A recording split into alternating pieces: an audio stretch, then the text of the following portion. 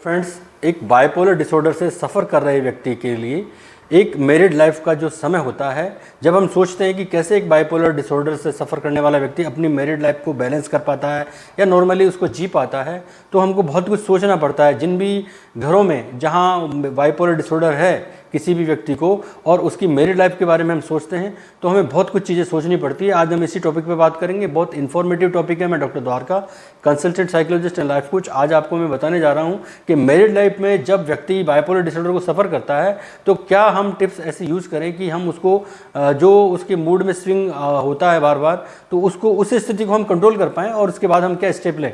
तो bipolar partner के साथ रहना बहुत ही मुश्किल होता है, आसान नहीं है। ऐसे व्यक्ति बहुत ही ज़्यादा तनाव में होते हैं, स्ट्रेस में होते हैं, अकेलापन वो महसूस करते हैं, रिजेक्शन महसूस करते हैं और इन सब कारणों से, यानी कि तनाव से और अकेलेपन से, रिजेक्शन से, उनमें सेल्फ कॉन्फिडेंस में कमी आ जाती है।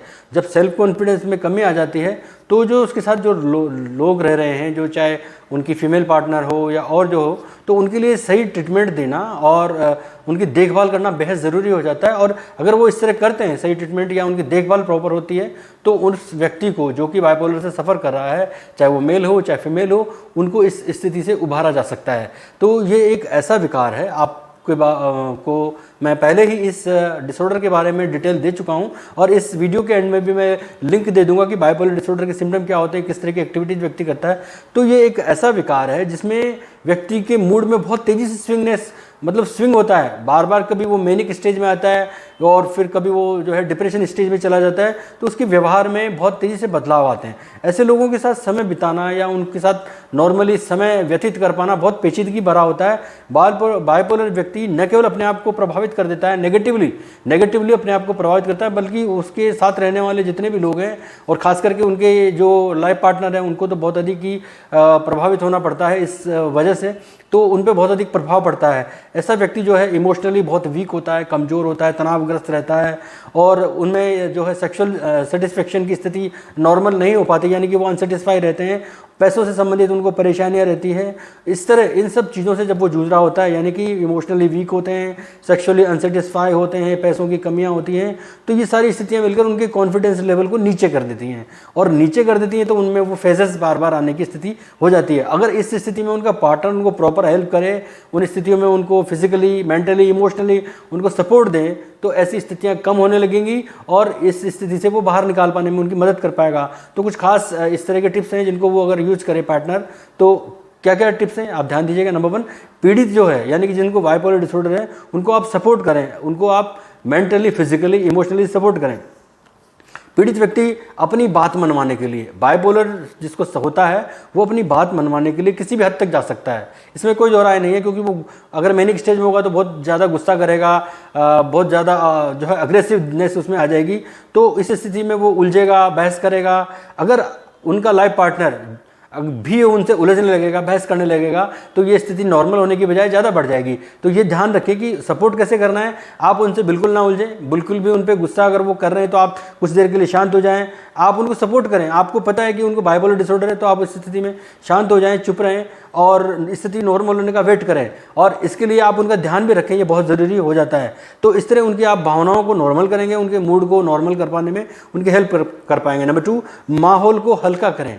माहौल जो बिगड़ जाता है, जैसे ही मूड स्विंग होता है, माहौल बिगड़ने लगता है। तो बाइपोलर पीड़ित व्यक्ति जब गुस्से में होता है तो या वो बहस करने की स्थिति में होता है, तो आप कोशिश करें कि उनको मुस्कुराने का वजह पैदा करें। कोई भी ऐसी वजह पैदा करें, चाहे छोटे बच्चे को उनके सामने ले आएँ, उनके सामने दूरी पे सामने ले आएँ, एंड या कोई फ़ोटो मेमोरी ऐसी ले आएँ ताकि वो उनको मुस्कुराहट पैदा हो, या कोई ऐसा सीन ऐसा हो जाए कि उनमें मुस्कुराहट आए या वो हंसने के लिए मजबूर हो जाए।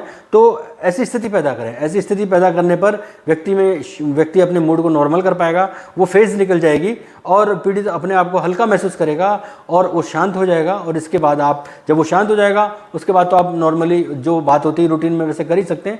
नंबर 3, पुरानी यादों को ताज़ा करें, यानी कि जो मेमोरीज है पुरानी। अब जब बाइपोलर पीड़ित व्यक्ति आपके सामने उलझ रहा है, बहस कर रहा है, गुस्सा कर रहा है, तो इसके लिए ये ज़रूरी हो जाता है कि जो ओल्ड मेमोरीज हैं, चाहे वो आपकी फ़ोटो हो, बच्चों की हो, आपकी हो, मैरिड लाइफ की हो, या कोई ऐसा सीन जो हो जो आपके लिए बहुत अच्छा क्रिएटिव माहौल पैदा करने वाला हो, या हंसाने वाला हो, मुस्कुराने वाला हो, तो ऐसी स्थिति में जब बाइपोलर डिसऑर्डर्स वाला व्यक्ति आपके सामने गुस्से में हो, बहस कर रहा हो, तो वो सीन उसके सामने रखा जाए, वो फ़ोटो रखा जाए, वो एल्बम अगर वो देख ले, अगर मैनिक स्टेज में भी देख ले, ऐसा बहुत कम पॉसिबल है कि वो देख पाएगा, लेकिन अगर एक फ़ोटो आप उनके सामने ला के रख देंगे, दूर रख देंगे, या बार बार उनके सामने लाए जाएंगे, ला के इधर उधर करेंगे, तो हो सकता है उनकी जो फेज़ है वो निकलने में वो हेल्प कर पाए और उनका गुस्सा नॉर्मल हो पाए और वो अपनी ओल्ड मेमोरीज में चले जाएंगे। और इसके लिए ज़रूरी है कि आप बहुत नॉर्मल भी रहें। आपको पता है कि ये जो है बाइपोलर डिसऑर्डर को सफ़र करने वाली स्थिति है, तो मुझे शांत भी रहना है, खामोश भी रहना है, ये फ़ोटो भी दिखानी है, ओल्ड मेमोरीज में ले जाना है। तो धीरे धीरे इस स्टेज में वो क्या है, नॉर्मल हो जाएगा, उनका माहौल ठंडा हो जाएगा, या वो पुरानी ओल्ड मेमोरीज में अपनी यादों को ले जाएंगे, तो ऐसी स्थिति में वो ठीक हो जाएंगे। नंबर 4 पे हम देखें तो कुछ देर के लिए उनको आप अकेला भी छोड़ सकते हैं। ऐसी स्टेज में जब वो बाइपोलर डिसऑर्डर को सफ़र कर रहे हैं, तो वो उनको आप अकेला छोड़ सकते हैं। ये आपके लिए बेहद मजबूरी हो जाती है, लेकिन ये ध्यान रखें कि जब आप अकेला छोड़ें तो भी आप खुद को हाइड करके उनका ध्यान रखें, क्योंकि ऐसी स्थिति में व्यक्ति कोई भी स्टेप ले सकता है। तो बाइपोलर व्यक्ति, डिसऑर्डर से सफ़र करने वाला व्यक्ति कुछ देर के लिए बहुत अधिक अग्रेसिव हो सकता है, गुस्से में हो सकता है, वायलेंट हो सकता है, जो है हाथ पैर की चोट पहुंचा सकता है, नुकसान पहुंचा सकता है। तो आप उनको कुछ देर के लिए या तो अकेला छोड़ दें, पर आप उनका ध्यान हर हाल में रखें। ये बहुत ज़रूरी होता है, क्योंकि उनमें बहुत मूड स्विंग जो होती है, उस स्थिति में बहुत सारे थॉट भी होते हैं, उनमें सुसाइडल थॉट भी आते हैं, गुस्सा भी बहुत आता है, व्यक्ति कुछ भी नुकसान खुद को पहुंचा सकता है। तो ऐसी स्थिति में आप ध्यान जरूर रखें, अकेला छोड़ दें लेकिन ध्यान रखें। तो धीरे धीरे आप देखेंगे जब अकेला रखेंगे तो वो अपनी उस फेज से बाहर आएंगे, उस स्थिति से बाहर आने लगेंगे और उनका मूड नॉर्मल होगा। यानी कि इस स्थिति में मूड पल पल बदलता है, कुछ ही मिनटों में दूसरा मूड हो जाएगा, मैनिक होगा, फिर डिप्रेसिव हो जाएगा। तो मूड जब बदल जाएगा, नॉर्मल हो जाएगा, उसके बाद आप उनको बहुत ही शांति से उनसे बात करें। अगर आपको लगता है कि वो आपके साथ किसी साइकेट्रिस्ट से या काउंसलर से मिल सकते हैं, तो पहली कोशिश तो आप यही करें कि काउंसलर और साइकेट्रिस्ट से मिलवाएं।